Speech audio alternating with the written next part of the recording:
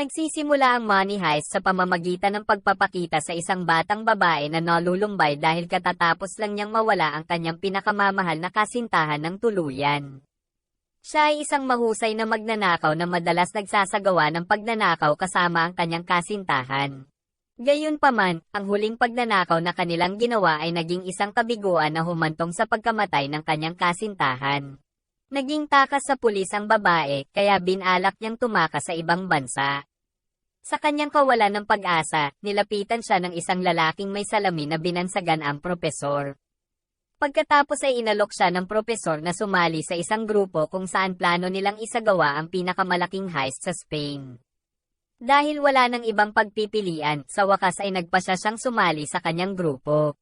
Pagkatapos yun, tinipon ng propesor ang 8 iba pang tao, kabilang ang kabataang babae, at dinala sila sa isang lugar kung saan sila magsasanay at magpaplano ng pagnanakaw. Hiniling ng propesor sa kanila na sundin ang pagsasanay na itinakda upang ang pagnanakaw na gusto nilang gawin ay tumakbo ng maayos at makamit ang kanilang mga ninanais na resulta. Sa unang pagpupulong, pinili nila ang pangalan ng lungsod bilang isang pseudonym. Ang unang miyembro ay isang lalaking may palayaw na Berlin, isang magnanakaw ng hiyas na may karanasan sa iba't ibang pagnanakaw. Ang Berlin ay naging pangalawang in-command ng propesor na direktang mangganguna sa pagnanakaw sa lupa habang nakamasid ang propesor mula sa malayo. Sumunod, isang lalaking may palayaw na Moscow, isang dating menero na naging kriminal na sumali sa grupo kasama ang kanyang anak na si Denver. Ang iba pang miyembro ay si Rio, isang lalaking henyo na hacker. Pagkatapos, 2 lalaki ang mga veteranong sundalong Serbiano na may palayaw na Helsinki at Oslo, at isang babae na may palayaw na Nairobi, isang eksperto sa pamemeke at pamemeke, na namamahala sa pag-imprenta ng pera at pangangasiwa sa pagtunaw ng ginto. Ang huling miyembro ay ang batang babae na pumili ng Tokyo bilang kanyang alias. Lahat sila ay na-recruit ng propesor, ang utak ng pagnanakaw at maingat na pinlano ang lahat. Wala siyang criminal record o population data, kaya madalas siyang binansagan na tigos. Sa loob ng 5 buwan, itinuro ng propesor ang lahat ng mahahalagang detalye tungkol sa kanilang paparating na pagnanakaw at iginiit na ipinagbabawal silang pumatay ng sinuman. Nakasuot sila ng mga pulang uniforme, kumpleto sa mga maskara na ganap na nakatakip sa kanilang mga mukha kapag isinasagawa ang pagnanakaw. Malapit nang magnanakaw ang 8 lalaki sa Royal Mint of Spain, kung saan ang hostage sila ng 67 tao, kabilang ang mga empleyado ng bangko at mga estudyante sa high school na nasa isang study tour. Pagkatapos ay hiniling sa mga hostage na ibigay ang kanilang mga cellphone sa mga magnanakaw. Ang isang babae na nagngangalang Alison Parker ay magiging pangunahing bilanggo sa pagnanakaw at ilalagay sa isang hiwalay na silid mula sa iba pang mga hostage na nakatipon sa pangunahing bulwagan ng gusali. Samantala, itinalaga ng Propesor Rio at Tokyo na Dayin ang mga pulis sa pamamagitan ng pagkukunwaring aalis ng gusali at muling pumasok, kung saan tila sila ay nakulong doon. Gayunpaman, nangyari ang hindi inaasahan dahil, sa insidente, nakatanggap si Rio ng tama ng baril mula sa pulisya, na nagdulot ng galit ng Tokyo at agad na naglunsad ng matinding pag-atake. Tila nag-aalala siya sa kalagayan ni Rio hanggang sa mabunyag na lihim na nag-iibigan sina Tokyo at Rio. Ang relasyon sa pagitan nilang dalawa ay malinaw na nakatanggap kaagad ng pagsalungat mula sa Berlin at ng propesor dahil sila ay itinuturing na nakakasagabal sa plano ng pagnanakaw. Sa kabilang banda, isang policewoman na nagngangalang Raquel Murillo ang nakatalagang humawak sa kasong robbery. Pagkatapos ay nakilala niya ang isang lalaking nagngangalang Luis Prieto, isang miyembro ng Spanish intelligence na nangangasiwa sa kanyang trabaho sa kaso. Pagkatapos ay itinalaga si Raquel na makipag-usap sa mga magnanakaw sa pamamagitan ng telepono, kung saan direktang sinasagot ng propesor. Gayunpaman, ang dalawa sa kanila ay hindi umabot sa isang kasunduan na kapaki-pakinabang sa magkabilang panig. Samantala, sa loob ng gusali, inutusan ng Berlin ang mga bihag na magsuot ng parehong pulang uniforme at maskara tulad ng isinusuot ng mga magnanakaw. Inutusan ni Prieto ang mga espesyal na puwersa na pasukin ang gusali at patalsikin ang mga magnanakaw sa gabi. Gayunpaman, tinutulan ni Raquel ang plano dahil maaari nitong ilagay sa panganib ang kaligtasan ng mga hostage. Pagkatapos ay sinabi sa kanya ni Prieto na isa sa mga bilanggo roon ay si Alison Parker, na lumabas na anak ng British Ambassador sa Spain. Kinailangan nilang unahin ang kaligtasan ni Alison dahil kung may nangyari sa kanya, mag-trigger ito ng mainit na awayan sa pagitan ng dalawang superpower sa Europe. Sa kabilang banda, inaasahan na ito ng propesor, kaya hiniling niya kay Alison na makipag-ugnayan sa pulisya at sabihin sa kanila na ang lahat ng mga bilanggo ay nakadamit parang mga tulisan. Agad na nag-alinlangan si Prieto dahil kung kumilo sila ng padalos-dalos, malalagay nila sa panganib ang kaligtasan ng mga bihag. Sa wakas ay sumuko siya at nag-utos sa mga espesyal na puwersa na umatras. Matapos hadlangan ng mga plano ni Prieto, inutusan ng mga magnanakaw ang lahat ng mga hostage na magmadali upang mag-print ng mas maraming pera hanggat maaari. Samantala, nagpasya si Roquel na pumunta sa isang kafe malapit sa gusali para pakalmeyan ang kanyang isip at tawagan ang kanyang ina. Nakilala niya ang propesor na masayang nagpapahiram ng cellphone sa kanya dahil nauubusan na ng kuryente ang kanyang cellphone. Nang walang kaunting hinala ng propesor, ginamit ni Roquel ang kanyang cellphone para tawagan ang kanyang ina. Kinabukasan, kinuha ng Berlin ang isang babaeng hostage na nagngangalang Monica para basahin ang isang anunsyo sa labas ng gusali na lahat ng mga hostage ay maayos. Pagkatapos, ibinalik niya ito sa gusali. Sa kabilang banda, inutusan ng Moscow ang ilang bihag na lalaki na mag-drill ng mga butas. Sa kabaligtaran, ang iba pang mga hostage ay pinayagang mag-record ng mga video na ipapakita sa ibang pagkakataon sa kani-kanilang pamilya. Mukhang medyo nainggit ang Tokyo na si Rio ang naatasan na bantayan si Alison. Lalo na dahil sa pagiging mapagmalasakit ni Rio sa kanya. Habang nakikipagtalo ang Tokyo sa kanyang kasintahan, palihim na inactivate muli ni Alison ang kanyang cellphone upang masubaybayan ng pulisya ang signal at magsagawa ng wiretapping. Napansin agad ito ni Rio, kinuha ang kanyang cellphone at itinapon sa bintana. Gayunpaman, tila natukoy ng pulisya ang mukha ni Rio at natuklasan ang ilang bagay sa pamamagitan ng mga pag-record ng camera ng cellphone ni Alison. Pagkatapos ay tumawag si Roquel sa telepono at nakipag-ugnayan sa propesor, kung saan ipinaalam niya sa kanya na natukoy ng pulisya ang mukha ng isa sa magnanakaw. Nang marinig ito, hiniling ng propesor sa Berlin na magsagawa ng pananaliksik sa mga bihag at tiyaking hindi sila may hawak na mga cellphone. Samantala, isang lalaking bilanggo na nagngangalang Arturo ang nagsabi kay Monica na mayroon siyang isa pang cellphone sa kanyang bulsa ng jacket na nakasabit sa ibang silid. Si Arturo ay ang direktor ng Royal Mint of Spain at si Monica ay ang kanyang sekretarya at ang kanyang may bahay na nagdadala ng kanyang anak sa labas ng kasal.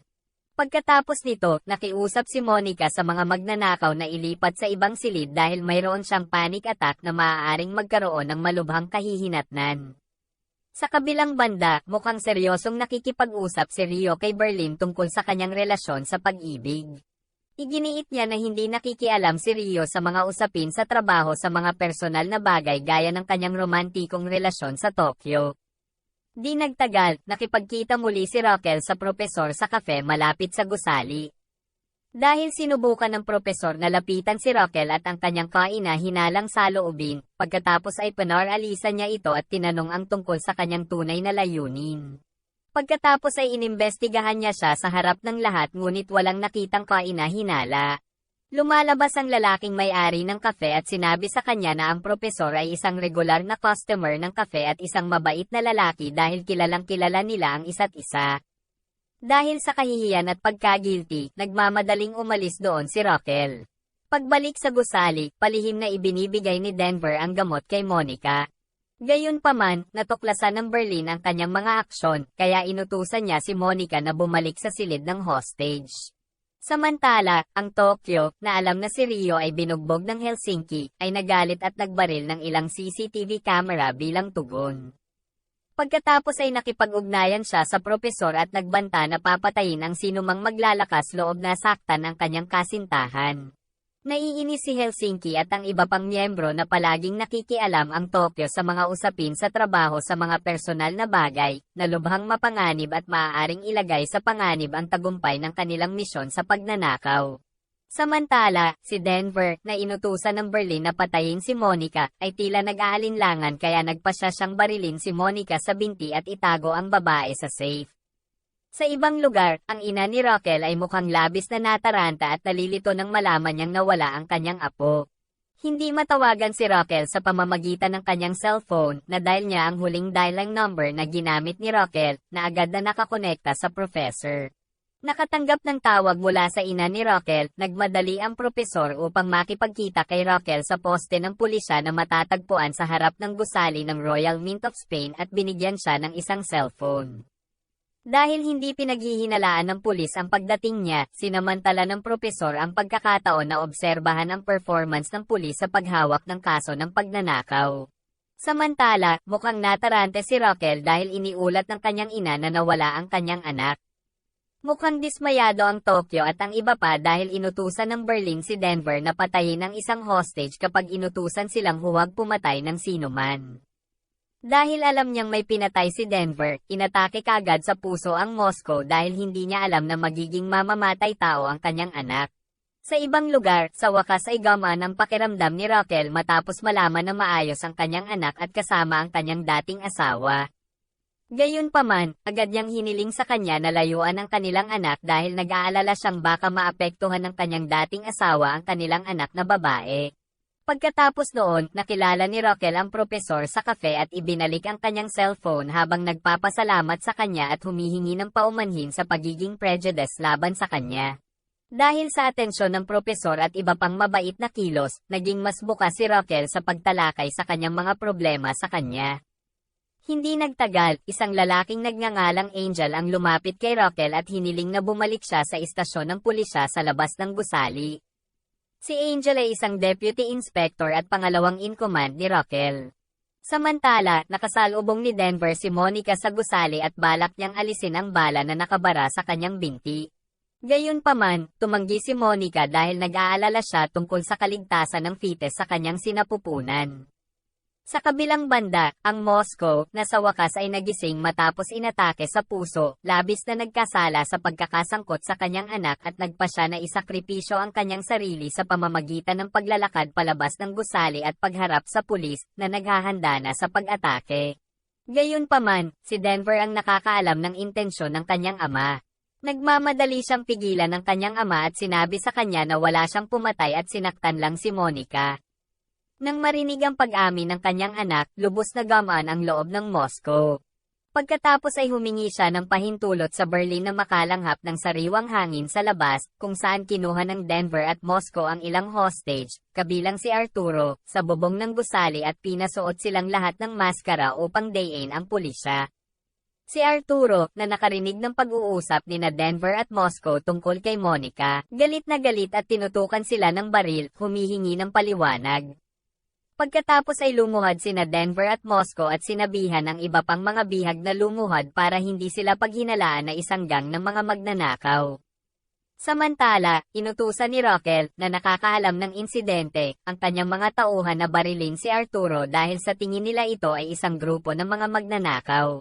Dinala ni Denver at ang iba pa si Arturo sa gusali para magbigay ng pangunang lunas sa kanya.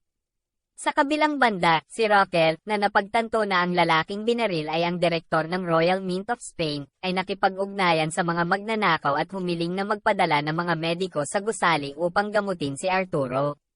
Pumayag naman ang professor. Sa gabi, pumasok si Angel at dalawang lalaking paramedic sa gusali para gamutin si Arturo.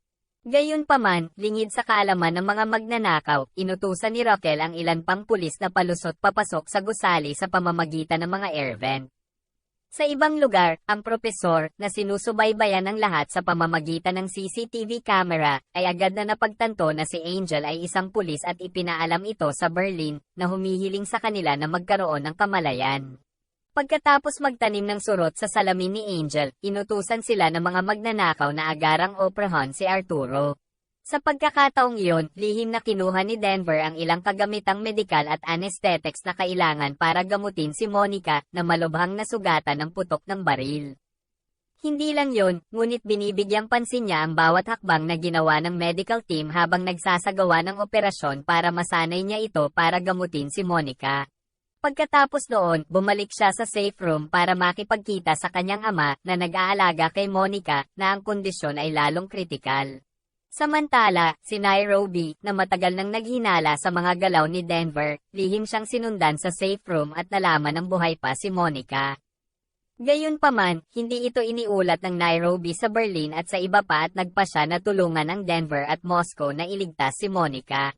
Sa kabilang banda, nakatanggap ang Berlin ng tawag mula sa propesor na nagpapaalam sa kanya ng mga kainahinalang paggalaw sa paligid ng gusali. Pagkatapos ay inutusan ng Berlin si Angel at ang iba pa na umalis kaagad at inutusan ng mga magnanakaw at lahat ng mga bihag na palitan ang kanilang mga maskara upang agad na malaman kung may nanghihimasok sa kanila. Pagkabalik sa istasyon ng pulisya, nagmadali si Angel para sabihin ito kay Raquel, kaya agad niyang hinayla pabalik ang pulis at kinansela ang kanilang misyon na makalusot sa gusali. Muling maayos ang plano ng propesor, lalo na ngayon na masusubaybayan niya ang mga galaw ng mga pulis dahil sa isang wiretapping device na itinanim sa salamin ni Angel. Pagbalik sa gusali, makikita ang Berlin na papasok sa opisina at inilabas ang isang kahon na naglalaman ng ilang bote ng medicinal liquid at injection. Agad niyang itinago ang mga droga nang biglang pumasok si Tokyo sa silid. Pagkatapos ay hiniling niya sa kanya na aminin ang kanyang kasalanan sa propesor sa pag-utos kay Denver na pumatay ng tao. Walang ibang pagpipilian ng Berlin at agad na nakipag-ugnayan sa propesor, isiniwalat ang lahat. Nang marinig ito, mukhang nadismaya ang propesor dahil lumabag sa mga patakaran ang kanyang pangalawang in command. Talagang hindi matitiis ng propesor ang kanyang mga miyembro ng team na lumabag na huwag pumatay ng sinuman. Bukod dito, hinimok siya ng pulisya na magsumite ng ebidensya na ligtas at maayos ang lahat ng mga hostage. Matapos ibaba ang telepono at lumabas si Tokyo sa kwarto, binuksan ni Berlin ang kahon ng gamot at iniksyon ang likidong gamot sa kanyang kamay. Sa ibang lugar, natukoy ng pulisya ang isang susi ng kotse sa pamamagitan ng CCTV camera na marahil ang sasakyang ginamit ng mga magnanakaw. Ang propesor, na nakakaalam tungkol dito, ay agad na nakipag-ugnayan sa Helsinki para magtanong tungkol sa kotseng iniwan niya sa isang car dump. Gayunpaman, sinabi ni Helsinki na hindi pa niya nilinis ang mga bakas ng mga naiwan pa sa kotse. Nang marinig ito, agad na inihanda ng propesor ang ilang kagamitan para mabura ang kanilang mga truck sa sasakyan at sumugod doon. Bago umalis, nakatanggap siya ng tawag mula kay Raquel na humihiling sa kanya na palayain ang 8 menor de edad hostage. Binigyan niya siya ng 1 oras para pag-isipan ang alok. Gayunpaman, ginamit ng propesor ang susunod na oras upang magtungo sa tambakan ng kotse at ayusin ang problema. Sa maikling kwento, sa wakas ay dumating ang propesor sa tambakan ng kotse at pumasok doon upang hanapin ang kotseng ginamit ng Helsinki. Gayunpaman, ang kanyang mga aksyon ay nadiskubre sa lalong madaling panahon ng isang lalaking nagtatrabaho doon, na pagkatapos ay pinabayaan siya matapos nasiyahan sa pangungulit at pananakot sa kanya. Pagkatapos ay bumalik ang propesor sa kanyang pinagtataguan at ipinaalam ang mga menor de edad na bihag na palayain. Dahil wala ang pangalan ni Allison Parker sa listahan ng mga bihag na pakakawalan, hinimok ni Prieto si Raquel na gawin ang lahat para kumbinsihin ang mga magnanakaw na palayain si Allison. Pagkatapos ay nag-aalok ang propesor na ipagpalit ang iba pang 8 hostage para kay Allison Parker. Sa hindi inaasahang pagkakataon, tila sumang-ayon sina Raquel at Prieto dito. Sa pamamagitan ng isang eavesdropper, nalaman ng propesor na plano ni Raquel at ng pulisya na magtungo sa isang ginamit na tambakan ng kotse pagkatapos makipag-ayos, kaya't nagmadali muna siya roon upang alisin ang trail. Sa pagkakataong ito, nagawang mahanap ng propesor ang kotseng hinahanap niya at agad na nilinis ang mga fingerprint at bakas ng mga ito na maaaring naiwan sa bawat gilid ng kotse. Pinahihip niya ang isang butones sa upuan ng kotse at nagmadaling umalis doon nang matapos. Dahil dumating na si Raquel at ang pulis, napilitan ng propesor na magtago sa kotse habang nagpaplano ng matinding pagtakas sa pamamagitan ng pagpapanggap bilang isang tramp.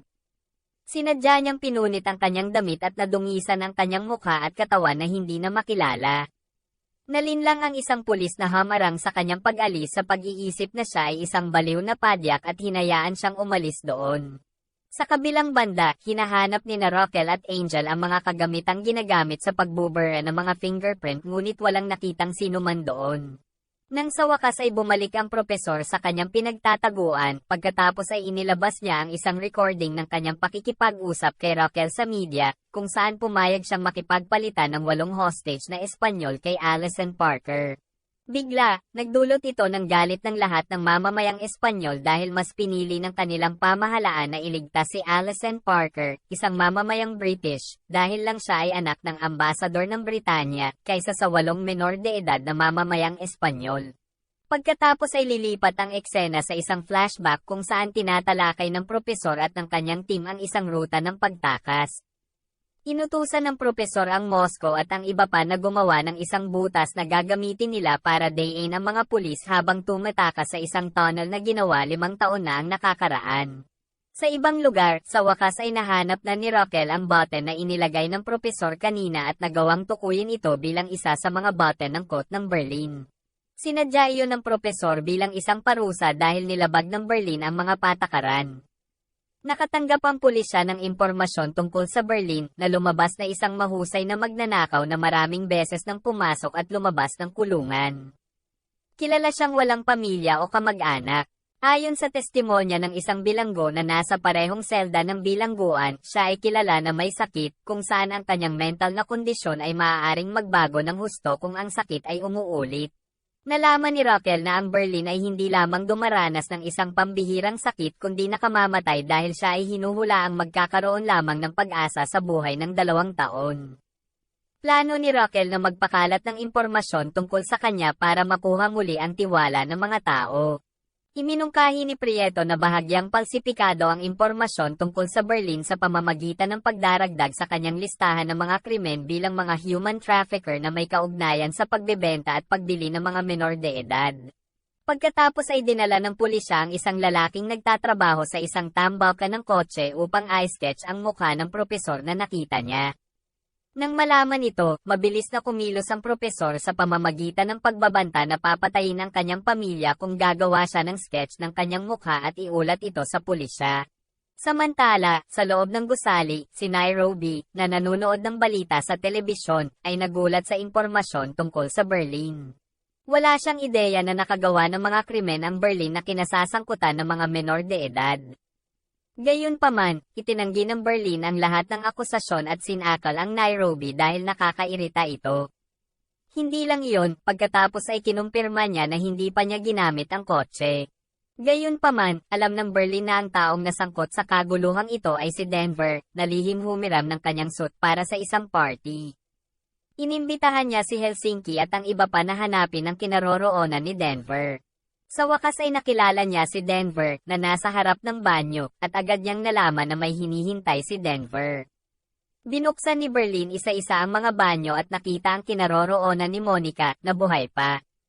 Kasabay nito, pumunta doon ang Tokyo at sinabi sa kanya na gusto siyang kausapin ng propesor sa telepono. Pagkatapos ay sinabi niya sa propesor na si Monica ay buhay pa. Nang malaman ito, naging napakagaan ng loob ng propesor at hiniling sa kanya na isagawa ang susunod na plano. Inutusan ng Berlin ang kanyang koponan na gumawa ng kaguluhan sa pamamagitan ng pagbaril ng marahas at pag-utos sa mga bihag na sumigaw ng masayang maingay. Si Raquel at ang pulis na nakarinig nito ay nagmamadaling makipag-ugnayan sa propesor at hinimok siya na agad na magsumite ng ebidensya na nagpapakita na ang lahat ng mga hostage ay buhay at maayos. Pagkatapos noon, tinalakay ni Raquel at Angel ang espesyal na gamot ng Berlin para sa kanyang karamdaman. Batay sa nakuhang impormasyon, ipinaalam ni Angel na ilang araw bago nangyari ang pagnanakaw, may isang tao na bumili ng espesyal na gamot sa maraming dami sa isang botika. Pagkatapos ay hiniling sa kanya ni Raquel na magsagawa ng karagdagang pagsisiyasat tungkol sa mga gamot na ito. Pagkatapos ay tingnan ni Raquel at ng ilan sa kanyang mga kasamahan ang videotape ng mga hostage na ipinadala ng propesor. Gayunpaman, dahil hindi siya sigurado at naghinala na gawa-gawa lang ang video, hiniling niya na payagan siyang pumasok at makipagkita sa mga hostage ng personal at tiyaking okay silang lahat. Pumayag naman ang professor. Sa wakas ay pumasok si Raquel sa gusali at sinalubong siya ng Berlin, Tokyo at Rio. Pagkatapos suriin, lumabas na may dalang bag si Raquel. Ang Tokyo, na nakahanap ng toll, ay ibinigay ito sa Rio upang agad na sirain. Gayunpaman, lingid sa kaalaman ng Tokyo at ng iba pa, ang eavesdropper na dinala ni Raquel ay naging nakapag-imbak ng mensahe para kay Rio na binalak upang malaman niya ang mensahe. Pagkatapos nito, isa-isang sinalubong si Raquel ng mga hostage, kung saan kinumpirma niya ang kanilang pagkakakilanlan at mga kaukulang pangyayari. Pagkatapos ay sinabi niya sa Tokyo at Rio ang tungkol sa nakamamatay na sakit ng Berlin, umaasang magkaroon sila ng paghihiwalay. Walang sinabi ang Berlin nang ibunyag ni Raquel ang kanyang sikreto sa kanila.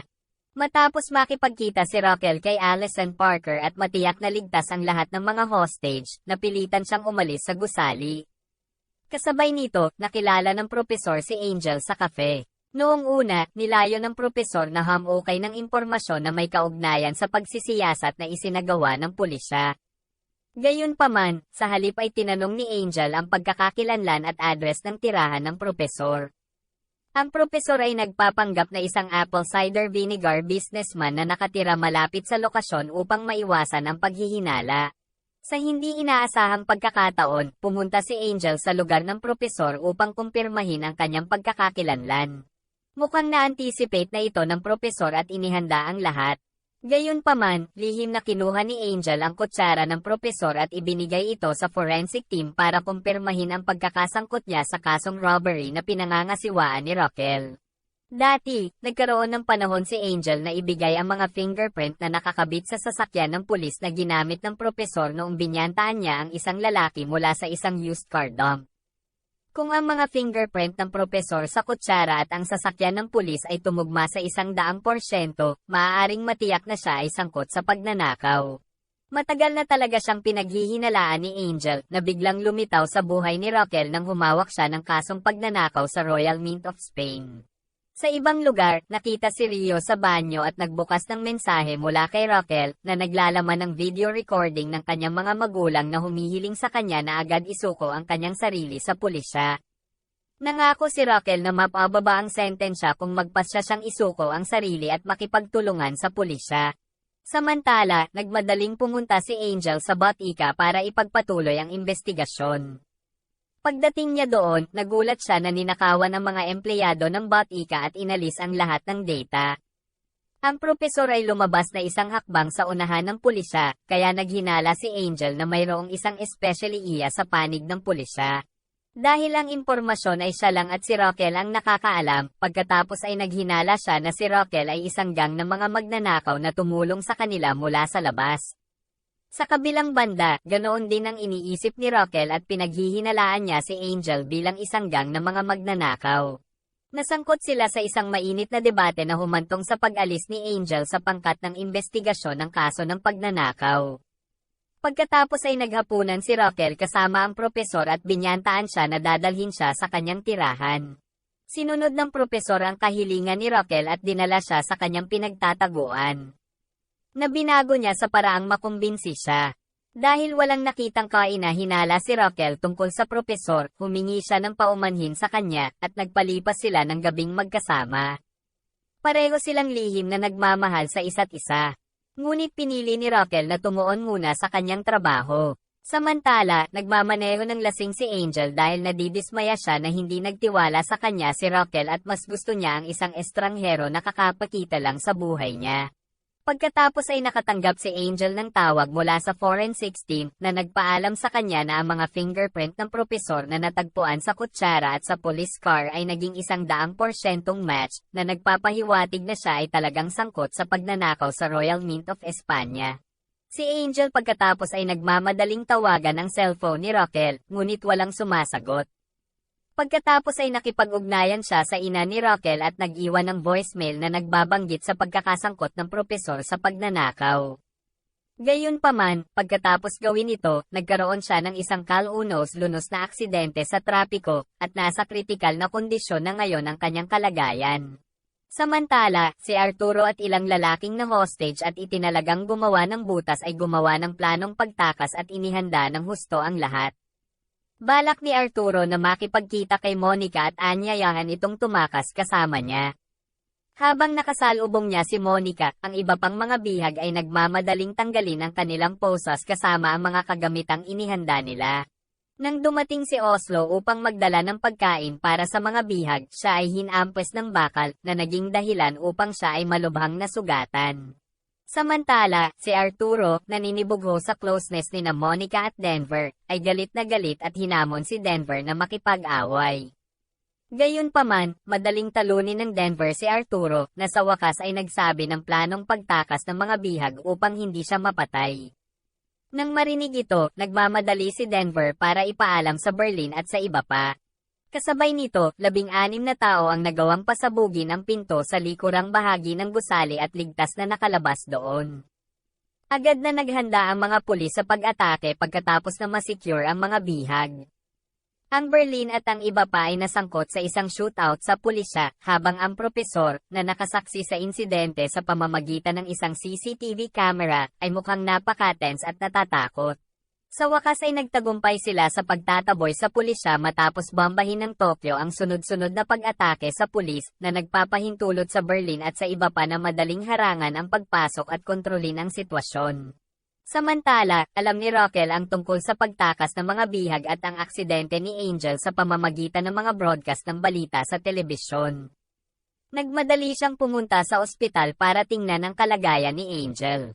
Kalaunan ay nakilala niya ang asawa ni Angel na nagsabi sa kanya na maraming beses na siyang nakipag-ugnayan sa kanya ni Angel bago ang aksidente na para bang may mahalagang bagay na kailangang iulat kaagad sa kanya. Nang marinig ito, naging guilty si Rokel sa paghihinala kay Angel bilang isang gang ng mga magnanakaw. Pagliko sa loob ng gusali, nakita ni Helsinki si Oslo ay bumagsak na walang malay at malubhang nasugatan. Sinabi ng Berlin sa Helsinki na malamang na hindi mabuhay si Oslo nang dalhin nila siya para sa paggamot dahil ang kanyang mga pinsala ay malubha at nakamamatay. Gayunpaman, tumangging maniwala si Helsinki at nakadarama ng kumpiyansa na gagaling ang Oslo dahil sila ay napakahirap na veterano sa digmaan. Dahil sa mga salita ni Helsinki, labis na nalungkot at naantig si Denver at ang iba pa. Ngunit sumasang-ayon sila sa Berlin. Sa ibang lugar, tila inaasahan ng propesor ang pagtakas dahil sa likas na katangian ng tao na gustong mabuhay sa anumang sitwasyon. Gayunpaman, mayroon siyang iba pang mga plano upang harapin ito, ang paggawa ng mga hostage bilang kanilang mga kasosyo. Pagkatapos ay hiniling sa mga bihag na makipagkita sa Berlin ng isa-isa at makipag-ayos sa mga magnanakaw, kung saan inalok sila ng €1,000,000 na pabuya kung susundin nila ang mga utos ng mga tulisan hanggang sa oras na para sila ay palayain. Samantala, sa ibang lugar, si Rokel, nakararating lang sa kampo ng pulisya malapit sa lokasyon, ay nakatanggap ng impormasyon tungkol sa wiretapping device na itinanim sa salamin ni Angel. Sa ibang lugar, nakikinig ang ina ni Rokel sa voicemail ni Angel at isinulat kaagad ang impormasyon. Hindi maabot ang cellphone ni Rokel, pagkatapos ay tinawagan niya ang propesor at sinabi sa kanya ang impormasyon upang maipasa niya ito kay Rokel. Nang marinig ito, nataranta ang propesor dahil nalaman ni Angel at ng nanay ni Rokel ang kanyang tunay na pagkakakilanlan. Dahil nakoma ngayon si Angel sa ospital, nagmadali ang propesor para makipagkita sa nanay ni Rokel at napilitang planong patayin ang ina ng babaeng mahal niya. Pagdating, ang propesor ay binati ng ina ni Rokel. Pagkatapos ay naglagay siya ng lason sa kanyang inumin. Gayunpaman, nang iinom na niya ito, sinampal niya ang kanyang kamay hanggang sa mahulog ang tasa at nabasag. Tila, may konsensya pa rin ang propesor at walang pusong pumatay ng inosenteng matandang babae. Ang ina ni Rokel, medyo may katandaan, ay inisip na ang salamin ay nahulog ng mag-isa at humingi ng tawad sa kanya.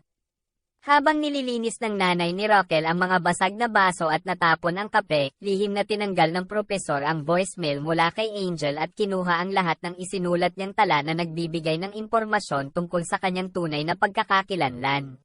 Hindi nagtagal, umuwi si Rokel at sinalubong ng propesor na may dalang bouquet ng bulaklak. Inimbitahan niya itong magtanghalian kasama ang kanyang ina na agad niyang tinanggap. Habang kumakain ng tanghalian, pinag-isipan ni Rokel ang bawat impormasyong nakalap nila ni Angel tungkol sa kaso ng pagnanakaw at sinimulang tipunin ang mga nakakalat na piraso ng puzzle sa maraming posibleng posibilidad.